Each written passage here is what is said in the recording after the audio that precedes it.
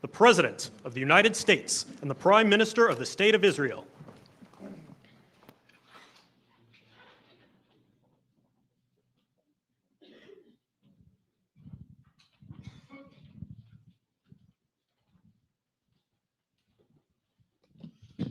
Thank you very much, everybody.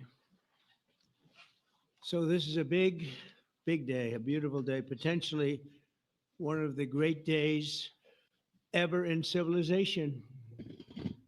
Things that have been going on for hundreds of years and thousands of years. At least we're at a minimum very, very close, and I think we're beyond very close. And I want to thank Bibi for really getting in there and doing a job.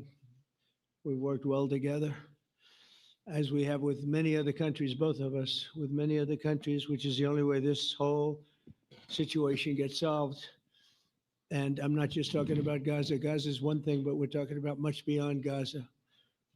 The whole deal, everything getting solved. It's called peace in the Middle East. So today is a historic day for peace, and Prime Minister Netanyahu and I have just concluded an important meeting on many vital issues, including Iran, trade, the expansion of the Abraham Accords, and most importantly, we discussed how to end the war in Gaza, but it's just a part of the bigger picture, which is peace in the Middle East. And let's call it eternal peace in the Middle East. So this is far more than anybody expected, but the level of support that I've had from the nations in the Middle East and surrounding Israel and neighbors of Israel has been incredible, incredible. Every single one of them. This afternoon, after extensive consultation with our friends and partners throughout the region, I'm formally releasing our principles for peace, which people have really liked, I must say.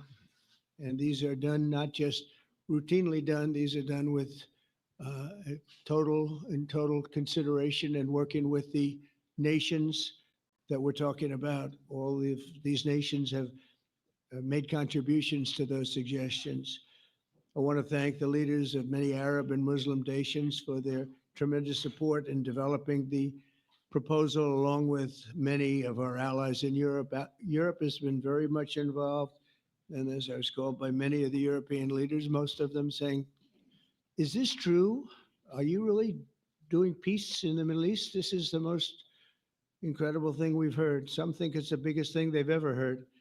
They called just to find out, was it just a rumor or is it actually done? And then they said, "Have you spoken to the Arab leaders? Have you spoken to all of the other leaders that we have to get?" A lot of people involved in this one. I also want to thank Prime Minister Netanyahu for agreeing to the plan and for trusting that if we work together, we can bring an end to the death and destruction that we've seen for so many years, decades, even centuries, and begin a new chapter of security, peace, and prosperity for the entire region. And I want to just say that my meetings and dialogue that we had with so many countries, Saudi Arabia as an example, the king is a phenomenal person. The Emir of Qatar, he's an incredible people. UAE, and that's MBZ and ABZ. We're totally involved. These are the people that we've been dealing with and who've been actually very much involved in this negotiation, giving us ideas, things they can live with, things they can't live with. Pretty complex. I mean, after 2,000, 3,000 years, whatever it is, I guess it's got to be a little complex, or it would have been done a long time ago. The King of Jordan was with us, as you know, in the United Nations. The President of Turkey, President Erdogan, is a friend of mine, a strong man, but a good man. President of Indonesia, somebody who's an amazing leader, Prabowo. He is an amazing leader and respected by everybody. He was in the room with us. We were together with most of these people that I'm mentioning. Others were by phone or the next day. The Prime Minister and the Field Marshal of Pakistan, they were with us right from the beginning. Incredible. In fact, they just put out a statement that they fully believe in this pact. It just came out just as I was walking around. They said, "Sir, you have a big notice from the Prime Minister of Pakistan and from the Field Marshal that they back this 100%. President El-Sisi of Egypt, who's terrific. And these are people I've gotten to know over the years. I mean, yes, I would say it started around 2015 and then went into 2016 when the presidency officially began. But I've known them actually for a long time, and they're in many cases really great men. I can't say in all cases, but I will tell you in many cases they're great men and some great women too. They tend to be mostly men, however, I will say that. But if accepted by Hamas, this proposal calls for the release of all remaining hostages immediately, but in no case more than 72 hours.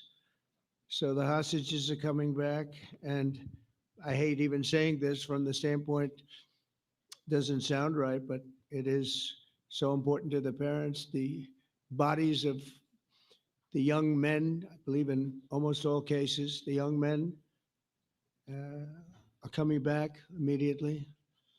I met with parents. The parents felt as strongly about getting the body of their dead boy back as they did as though the boy were alive and well. It's so important to them. And it means the immediate end to the war itself, not just Gaza. It's the war itself. Under the plan, Arab and Muslim countries have committed, and in writing in many cases, but I actually would take their word for it. The people I mentioned, I'd take their word for it, to demilitarize Gaza, and that's quickly. Decommission the military capabilities of Hamas and all other terror organizations. Do that immediately. And we're relying on the countries that I named and others to deal with Hamas. And I'm hearing that Hamas wants to get this done too, and that's a good thing. And destroy all terror infrastructure, including the tunnels, weapons, production facilities. They have a lot of production facilities that we're destroying. They'll also help train local police forces in the areas that we're discussing right now, in particular in and around Gaza, working with the new transitional authority in Gaza. All parties will agree on a timeline for Israeli forces to withdraw in phases. They'll be withdrawing in phases. No more shooting, hopefully. As progress is made toward achieving these goals, Arab and Muslim nations need to be allowed the chance to fulfill these commitments of dealing with Hamas. They have to deal with them because they were the one group that we have not dealt with. I haven't dealt with them. But the Arab countries are going to, and Muslim countries are going to be dealing with Hamas, and I believe they've already been there. I think they probably have an understanding, and they haven't maybe mentioned that, but I would imagine they do. Otherwise, they wouldn't have gone as far as they've gone. If they're unable to do so, then Israel would have the absolute right and actually our full backing, U.S. full backing. Marco's here. And a lot of our leaders are here, our great vice president, Susie Wiles, Steve Witkoff, Jared Kushner.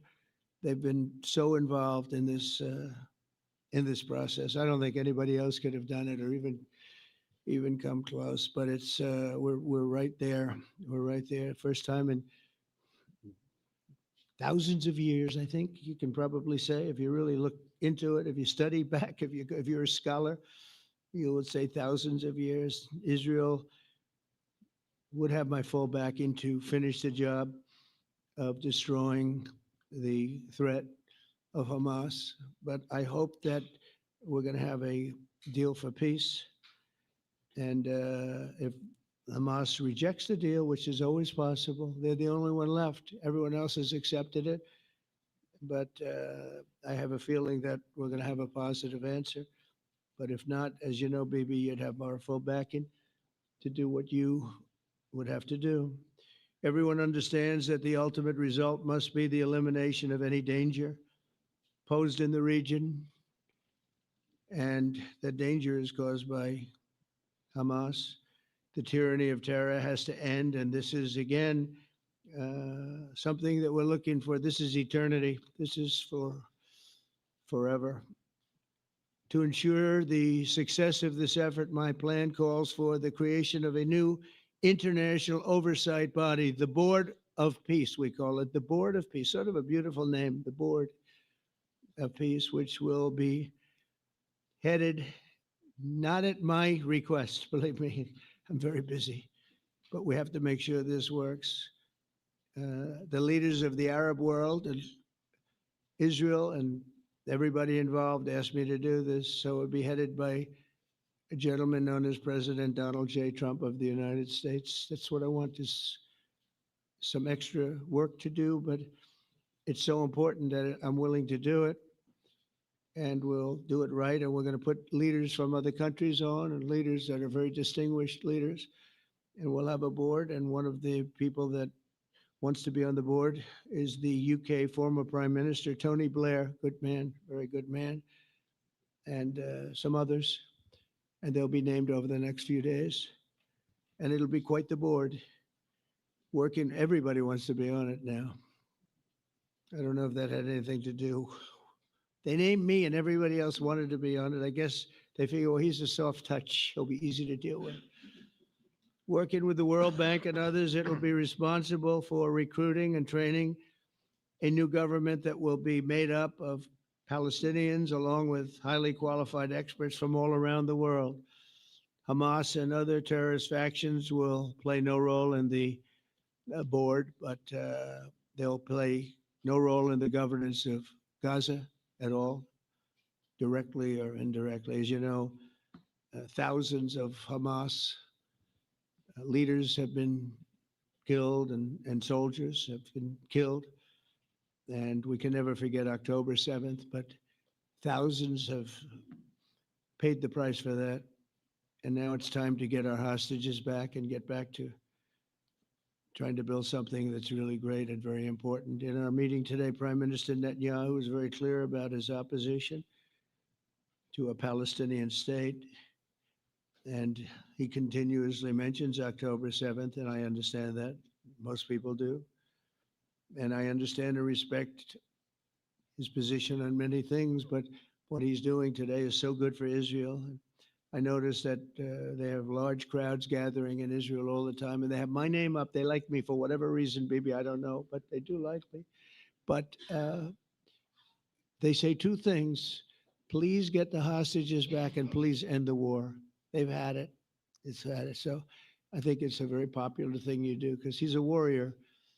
He doesn't know about getting back to a normal way of life, but he is a warrior, and Israel's lucky to have him. But now the people want to get back to peace. They want to get back to normalization in a true sense. Several countries have foolishly recognized the Palestinian state. As you know, some of our European friends, allies, good people, but they're really, I think, doing that because they're very tired of what's going on for so many decades. They've been presidents and prime ministers for years, and during this time, having to do with the Middle East, all they're doing is talking about the same thing over and over. They want to see it get back. And nobody wants that more than me, or I believe Bibi too. But the people of Israel want it. They really want it. They want the hostages back. That includes the probably 32 bodies that we're talking about, 20 people that are living, 32 or so people that are dead, and they want to have peace. So let us not forget how we got here. Hamas was elected by the Palestinian people. Israel withdrew from Gaza thinking they would live in peace. Remember that a long time ago, they withdrew. They said, you take it. This is our contribution to peace. But that didn't work out. That didn't work out. It was the opposite of peace. They pulled away. They let them have it. And I never forgot that, because I said, that doesn't sound like a good deal to me. As a real estate person, I mean, they gave up the ocean, right? Ron, they gave up the ocean. They said, who would do this deal? And it still didn't work out. They were very generous, actually. And they gave up the most magnificent piece of land in many ways in the Middle East. And they said, all we want to do now is have peace. And that request was not honored. Instead of building a better life for the Palestinians, Hamas diverted resources to build over 400 miles of tunnels and terror infrastructure, rocket production facilities, and hid their military command posts and launch sites in hospitals, schools, and mosques. So if you went after them, you'd be after them and you wouldn't even realize you ended up knocking out a hospital or school or a mosque. That terrible thing, terrible, terrible way to have to fight. No fight is good, but that's a real bad one. So there are many Palestinians who wish to live in peace. Many, many, many. I've seen so many of them, and they have support. And I challenge the Palestinians to take responsibility for their destiny, because that's what we're giving them. We're giving them responsibility for their destiny, fully condemn and prohibit terrorism and earn their way to a brighter future. They don't want the life that they've had. They've had a rough life with Hamas. If the Palestinian Authority does not complete the reforms that I laid out in my vision for peace in 2020, they'll have only themselves to blame. We're giving them an amazing footprint, and they have amazing support from the leaders of the Arab world and the Muslim world, the great leaders. These are great leaders. These are unbelievable leaders that have built great countries and very wealthy countries. What the future holds for the Palestinians, no one really knows, but the plan that we put forward today is focused on ending the war immediately, getting all of our hostages back, getting everything back. Hard to believe when you even say it, and creating conditions for durable Israeli security and Palestinian success. Israeli security is going to be involved. We're going to help you. We'll be there with you in terms of helping with security. We want to make sure it works. We just want to make sure it works. There shouldn't be a shot fired. Now, there will be, I guess, because that's the way it seems to be, but they shouldn't have to be within a few days. There shouldn't have to be a shot fired. Maybe for eternity. Wouldn't that be nice? I hope it's true.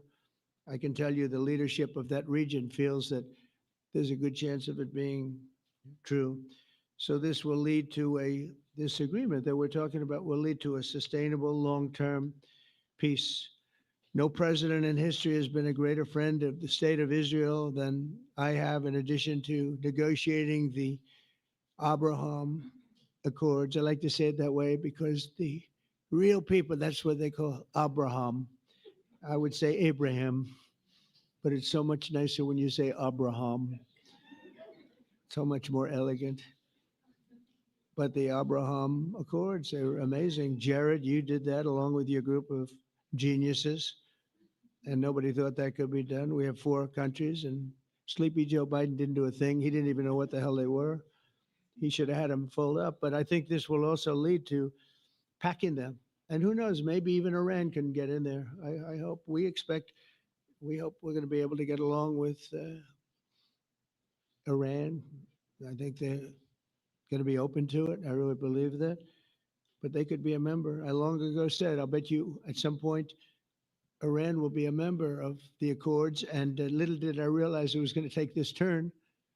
That was some turn we did with the B2s.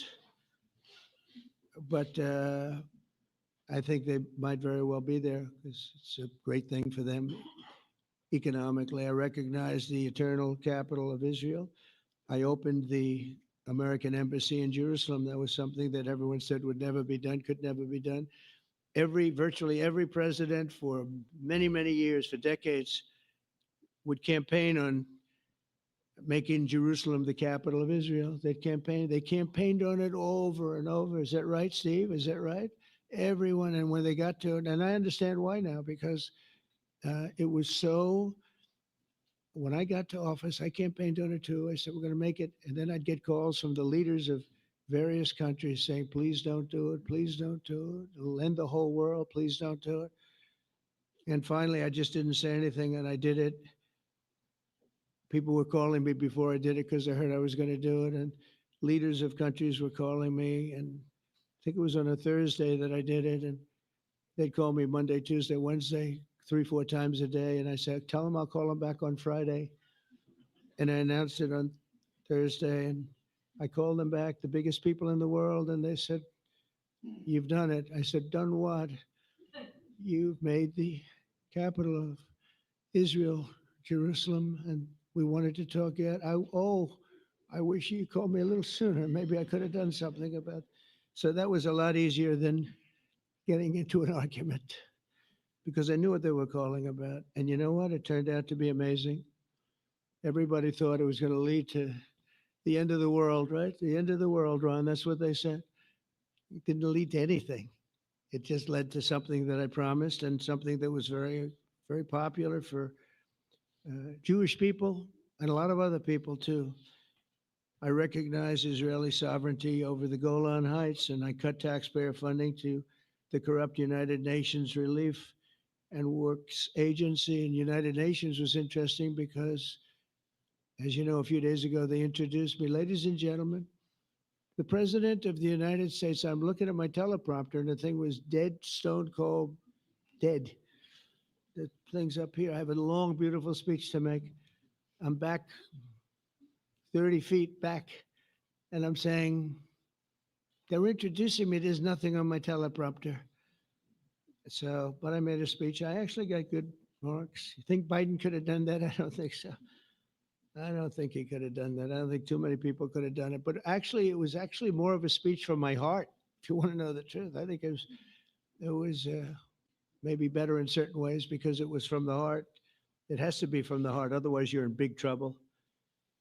But I cut taxpayer funding for that very corrupt United Nations Relief and Works Agency, and nobody thought that would be done, and withdrew from the horrible Iran nuclear deal that was imposed upon Israel by Barack Hussein Obama and Biden.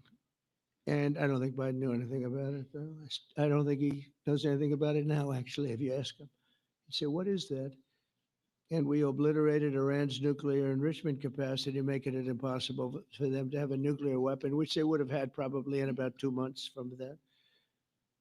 But I've never asked Israel to compromise its security, but we had big, strong talk. Nobody's been better to Israel. No president's been better to Israel than Donald Trump. But we had a long, strong talk, Bibi and I, and he understands it's time. It's time. History has shown, and the people of Israel want it. And the people of the Middle East want it. The people of enemies of Israel want it, but they don't have really too many enemies right now. And you know what? Many countries have gained great respect for Israel, for the way they fight, for the job they do, including me. I had respect anyway, but they gained respect. History has shown us that those who have relations with Israel have thrived, while those who have devoted resources and attention toward the destruction and even annihilation of Israel have languished. They haven't done well. Israel is not going anywhere. They're going to coexist with other people and countries in the region, from Syria to Lebanon to Saudi Arabia. The promise of a new Middle East is so clearly within our reach. This is the closest we've ever come to real peace, not fake peace, not political fool's peace.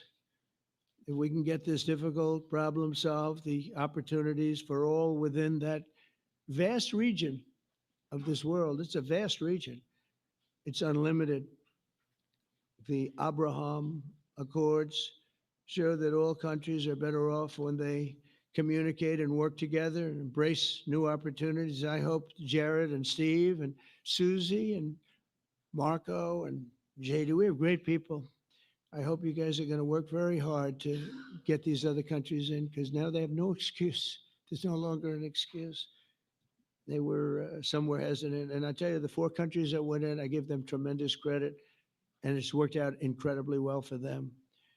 In the same spirit, I'm pleased to report that earlier today, we took another important step toward greater understanding in the region. A short time ago, we had a historic phone call in the Oval Office with Prime Minister Tani, who's really a great, great person. So we had a great talk, and I was on the phone, and Bibi was talking. Prime Minister Al Thani was of Qatar. They really had a heart-to-heart conversation. It was a great conversation, I thought. It was productive. It was everything that you need to have something turn out to be successful. And I want to thank Bibi and I want to thank the Prime Minister. It was fantastic. We agreed to launch a formal trilateral mechanism between Israel, Qatar, and the United States to begin a dialogue to enhance mutual security, correct misperceptions, and avoid future misgivings. And I want to thank Qatar, its leadership, and the Emir. He's a fantastic person. I think, I'm going to be his public relations man because I know him differently than a lot of people know him. But he wants peace. He wants to see peace. And his people, and they really acknowledge the critical role that they've played as mediator. And again, we're not quite finished. We have to get Hamas, but I think they're going to be able to do that. So now it's time for Hamas to accept the terms of the plan that we've put forward today. And again, this is a different Hamas than we were dealing with because I guess over 20,000 have been killed. Their leadership has been killed 3 times over. So you're really dealing with different people than we've been dealing with over the last 4 years, 5 years. Everyone has done their part and come to the table in good faith. Our Arab and Muslim partners are fully prepared to step up and fulfill their commitments for the benefit of the people of Gaza and the entire region. They're willing to step up and do a lot. They really are. There are a lot of good people involved. Everybody who wants to see an end to the violence and destruction should be united in calling for Hamas to accept the extremely fair proposal so that we can end the war and get us back our hostages right now and have everlasting peace. And I look forward to having relationships with everyone as the chairman of the board. I'll be involved and we'll have meetings with some very smart people that'll be working over there to make sure that we haven't just been wasting time with an agreement that doesn't get done. The task of building peace will not be easy. There are some of the hardest problems in the world to solve, and that's why it's been going on for so many centuries. But too many lives are at stake not to try, and this is more than a try. I mean, I think this is something that gets done when you have virtually every country, and these are powerful, powerful countries that have a lot of money, and the money can make things happen. A lot of countries try, and they don't have any money. These are very rich countries that can make things happen. So together we'll forge a much safer and more hopeful future for everybody, including Israel. And I want to thank Prime Minister Netanyahu for his partnership. And I want to thank all of the leaders, the kings and the emirs and the presidents and prime ministers, people I mentioned. And they've been absolutely fantastic to work with. And it's just happened very quickly. It's happened from a couple of weeks before I had a couple of meetings, but a couple of weeks before we went to the United Nations, and we had some incredible meetings. It all came to place. It all took place, and everybody wanted to be a part of it. I don't have anybody that's saying we don't want anything to do with it. It's just the opposite. And I'll tell you, a couple of years ago, a year ago, I don't think we would have had this kind of participation, Mr. VP, right? I don't think we would have had. It's been amazing. The participation was 100%. Everybody wants to be a part of it. And everybody, those very strong countries, everybody wants it to work. So, Bibi, congratulations on this. I think this will be your crowning achievement, frankly. If this all works out, we think it will. It's going to be your crowning achievement. And I want to thank you very much for being here. Thank you. Please. Thank you. Thank you. Mr. President, first I want to thank you for graciously hosting me once again in the White House. And second, I want to thank you for your friendship and for your leadership. From Jerusalem to Tehran, from the Golan Heights to Gaza, you've proven time and again what I've said many times. You are the greatest friend that Israel has ever had in the White House. And Mr. President, you and I both know it's not even close. While you focus at home on making America great again, your leadership abroad is changing the world for the better, ending wars and advancing peace. I believe that today we're taking a critical step towards both ending the war in Gaza and setting the stage for dramatically advancing peace in the Middle East. And I think beyond the Middle East, in very important Muslim countries. I support your plan to end the war in Gaza, which achieves our war aims. It will bring back to Israel all our hostages, dismantle Hamas's military capabilities, end its political rule, and ensure that Gaza never again poses a threat to Israel. We would not have achieved this turning point without the courage and sacrifice of our incredibly brave soldiers. They fight like lions to defend the people of Israel, and they serve on the front line in the war between civilization and barbarism. Mr. President, when our two countries stand shoulder to shoulder, we achieve the impossible. Just a few months ago, in Operation Rising Lion and Operation Midnight Hammer, we struck a decisive blow against Iran's nuclear and ballistic missile program. Your bold decision to send those B-2s made the region safer and the world safer. Now, under your leadership, we're taking the next step to win the war and expand the peace. Your plan is consistent with the 5 principles my government set for the end of the war and the day after Hamas. Everybody asks, what is your plan for the day after Hamas? Here's our plan. Pass it in the cabinet. All our hostages, both those who are alive and those who died, all of them will return home immediately. Hamas will be disarmed. Gaza will be demilitarized. Israel will retain security responsibility, including a security perimeter for the foreseeable future. And lastly, Gaza will have a peaceful civilian administration that is run neither by Hamas nor by the Palestinian Authority. If Hamas agrees to your plan, Mr. President, the first step will be a modest withdrawal, followed by the release of all our hostages within 72 hours. The next step will be the establishment of an international body charged with fully disarming Hamas and demilitarizing Gaza. I appreciate your willingness to lead the body, Mr. President. I really appreciate it because you have a lot of things to do, and this is important.